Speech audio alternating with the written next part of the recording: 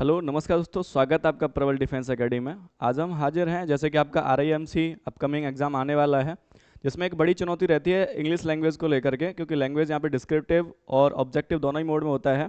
और डिस्क्रिप्टिव को लेकर के छात्रों के बीच में चुनौती रहती है और आपको भी लेकर के रहता है कि अच्छा स्कोर इंग्लिश में कैसे किया जा सकता है, क्योंकि ऐसे कई बच्चे देखे जाते हैं जिन्होंने मैथ्स में बहुत अच्छा स्कोर कर रखा है, लेकिन इसकी इंग्लिश क्योंकि वहाँ पे पासिंग मार्क्स ना होने की वजह से वो डिफीट हो जाते हैं और कम्प्लीटली एग्जाम को क्विट कर देते हैं।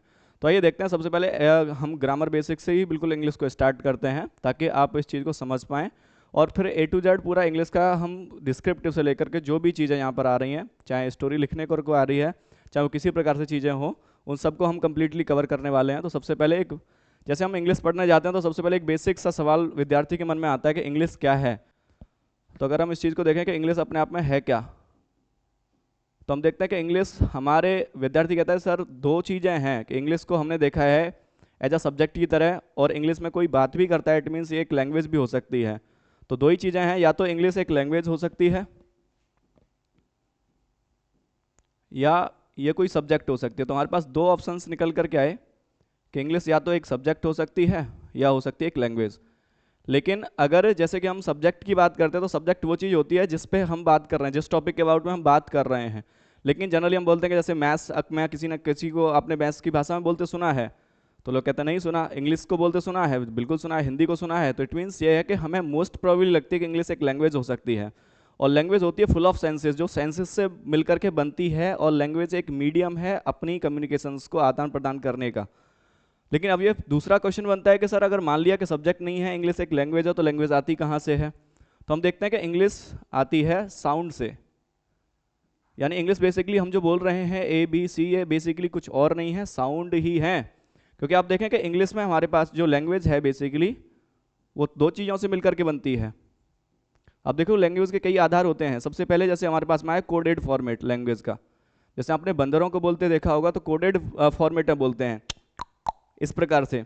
दूसरा देखें, जैसे फॉर एग्जांपल आपातकालीन स्थिति में अगर आप बाढ़ ग्रसित क्षेत्र में फंसे हुए हैं और ऊपर से वायुसेना, भारतीय वायुसेना का जो हेलीकॉप्टर है वो आपको बचाव के लिए वहां आया हुआ है, लेकिन उस समय अगर आप साउंड लैंग्वेज का उपयोग करोगे तो वो तो आपको नहीं बचा पाएगा, क्योंकि वो हेलीकॉप्टर की इतनी तेज आवाज़ में आपकी आवाज़ को सुन ही नहीं सकता। तो वहाँ पे कौन सी आपको लैंग्वेज काम में लेनी पड़ेगी? तो वहाँ लैंग्वेज का जो फॉर्मेट काम में आएगा उस फॉर्मेट को हम बोलते हैं सिंबल फॉर्मेट। यानी आपको कुछ ही एक बड़े से बोर्ड पर हेल्प जैसा कोई शब्द लिख करके आपको ऊपर दूर से दिखाना पड़ेगा, जब जा करके ही वो कहीं ना कहीं आपको मदद के लिए आपके पास आ सकता है। तो लैंग्वेज का एक फॉर्मेट और निकल के आ रहा है, सिंबल फॉर्मेट। तो इसी में से एक फॉर्मेट और होता है साउंड फॉर्मेट। तो इसमें से जो हमारी इंग्लिश लैंग्वेज है उसका जो फॉर्मेट है वो साउंड फॉर्मेट है। तो यानी साउंड, इंग्लिश आती है साउंड से। लेकिन अगर हम बात करें कि ये साउंड है और ये साउंड कितने तरह के होते हैं, तो साउंड की अगर हम बात करें तो साउंड हमें देखने को मिलते हैं 26 टाइप्स के।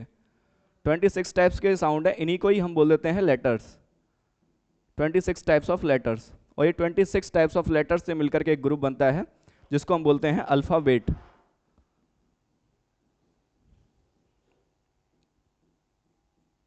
अब बेसिकली अगर हम देखने का प्रयास करें कि अल्फाबेट जो होती हैं, कुछ लोग बोलते हैं अल्फाबेट 26 होती हैं, लेकिन नहीं, क्योंकि अगर आप अल्फाबेट बोल रहे हैं इट मीन्स है कि वो 26 लेटर्स का एक ग्रुप है जिसको अल्फाबेट बोला जाता है बेसिकली। अगर आप अल्फाबेट्स बोलते हैं इट मीन्स वो लैंग्वेज का काम करता है।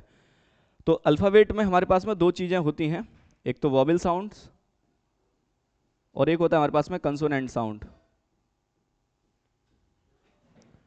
अगर हम बात करें वॉवेल साउंड और कंसोनेंट साउंड की, तो वॉवेल साउंड और कंसोनेंट साउंड इन दोनों से मिलकर के कोई भी वर्ड अगर आप देखिए तो आपको प्रॉपर्ली नहीं मिलेगा जो वॉवेल साउंड से मिलकर के बना हो, क्योंकि ये जो लैंग्वेज होती है फोनेटिक्स पे काम करती है। लैंग्वेज में भी सेंस है और लैंग्वेज एक साइंटिफिक भाषा होती है।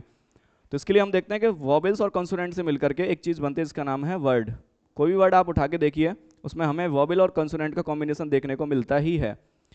तो वर्ड से अगर आप देखें कि अब वर्ड ये कितने टाइप्स के होते हैं, अगला सवाल हमारा बनता है, तो हम बोलते हैं 8 टाइप्स ऑफ वर्ड्स होते हैं जिनको आप कवर करते हैं पूरी पार्ट्स ऑफ स्पीच। ये जिस गांव के अंदर रहते हैं उस गांव का नाम है पार्ट्स ऑफ स्पीच। इसमें ये आपको दुनिया का कोई भी वर्ड हो वो हमेशा पार्ट्स ऑफ स्पीच से ही बिलोंग करेगा। पार्ट्स ऑफ स्पीच,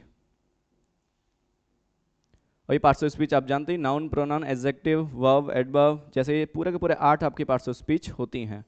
आगे इस क्लास को कंटिन्यू करेंगे इसी रूप में, और आपके कंप्लीट RIMC को टारगेट करते हुए पूरा आपका डिस्क्रिप्टिव हो चाहे ऑब्जेक्टिव, जिस भी सवाल जिस भी तरीके के आपके क्वेश्चंस बन रहे हैं RIMC रिलेटेड, उन सभी को हम टैकल करने का प्रयास करेंगे। तब तक के लिए देखते रहिए, इस वीडियो को शेयर भी कीजिए और सब्सक्राइब करिए हमारे चैनल को। धन्यवाद।